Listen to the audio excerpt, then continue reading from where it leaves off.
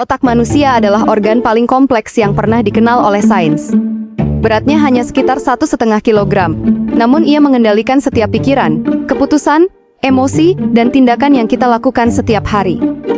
Namun semakin lama otak dipelajari, semakin jelas satu fakta yang tidak nyaman. Otak tidak selalu berpihak pada kita. Tanpa kita sadari, otak terus bekerja di balik layar. Ia memproses jutaan informasi setiap detik, menyaring mana yang penting dan mana yang harus diabaikan. Menariknya, sebagian besar proses ini terjadi tanpa izin kita. Kita merasa memegang kendali, padahal seringkali kita hanya mengikuti keputusan yang sudah dibuat lebih dulu. Penelitian neuroscience menunjukkan bahwa saat seseorang merasa mengambil keputusan secara sadar, aktivitas di otak sebenarnya sudah terjadi beberapa detik sebelumnya. Kesadaran hanyalah seperti laporan yang datang terlambat. Artinya, kehendak bebas yang selama ini kita yakini, mungkin tidak sepenuhnya bebas. Otak dirancang untuk kecepatan, bukan untuk kejujuran. Ia harus bereaksi cepat demi bertahan hidup. Dan demi kecepatan itu, otak sering mengambil jalan pintas.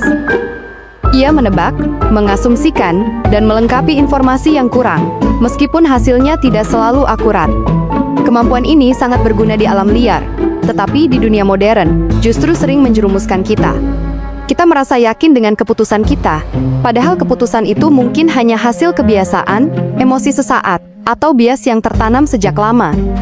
Hal mengejutkan lainnya adalah bagaimana otak memperlakukan rasa sakit. Banyak orang mengira rasa sakit selalu berasal dari luka fisik. Padahal bagi otak, rasa sakit hanyalah sinyal listrik. Jika sinyal itu dikirim, maka rasa sakit akan terasa nyata, meskipun tubuh tidak mengalami kerusakan apapun. Inilah sebabnya seseorang bisa merasakan nyeri yang hebat tanpa adanya cedera. Dan inilah pula mengapa trauma psikologis bisa terasa sama menyakitkannya dengan luka fisik. Otak tidak membedakan antara ancaman nyata dan ancaman yang dibayangkan. Bagi otak, keduanya sama-sama berbahaya. Kemampuan otak ini juga menjelaskan mengapa imajinasi terasa begitu kuat. Ketika kamu membayangkan sesuatu dengan detail, bagian otak yang aktif hampir sama seperti saat kamu benar-benar mengalaminya. Itulah mengapa mimpi terasa nyata. Dan itulah sebabnya ketakutan bisa bertahan lama, bahkan ketika peristiwa aslinya sudah lama berlalu. Menariknya, saat tubuh kita tertidur, otak justru menjadi lebih sibuk. Banyak orang mengira tidur adalah waktu istirahat bagi otak. Padahal saat tidur, otak bekerja keras menyusun ulang memori, mengolah emosi, dan memperkuat pembelajaran. Tidur bukanlah kondisi pasif. Tidur adalah proses perawatan otak yang sangat penting. Tanpa tidur yang cukup, kemampuan otak menurun drastis. Emosi menjadi tidak stabil, fokus melemah, dan pengambilan keputusan menjadi lebih impulsif. Bahkan kurang tidur dalam jangka panjang dapat mengubah cara otak memproses realitas. Namun salah satu kelemahan terbesar otak adalah ketertarikannya pada pengulangan. Semakin sering kita mendengar sesuatu, semakin familiar informasi tersebut terdengar. Dan bagi otak, familiar seringkali terasa benar. Inilah alasan mengapa propaganda, iklan, dan berita palsu bisa sangat efektif. Otak tidak dirancang untuk mencari kebenaran mutlak. Ia dirancang untuk bertahan hidup dengan energi seminimal mungkin. Dan mempercayai hal yang terdengar akrab adalah cara paling efisien. Dalam pengambilan keputusan, otak juga memiliki bias yang kuat terhadap kehilangan.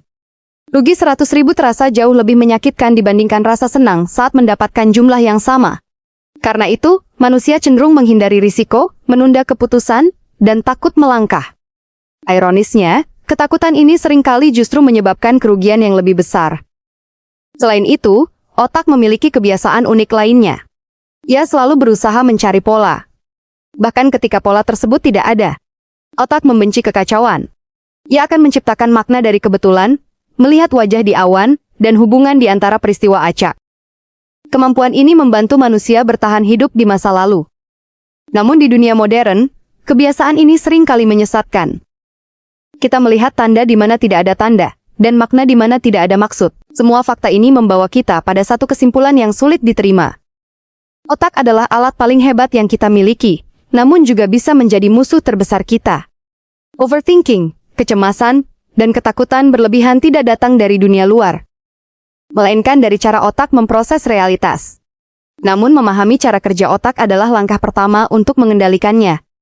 Semakin kita sadar bagaimana otak bekerja, semakin kecil kemungkinan kita dikendalikan olehnya tanpa sadar. Karena pada akhirnya, mengenal otak bukan tentang menjadi lebih pintar, melainkan tentang menjadi lebih sadar.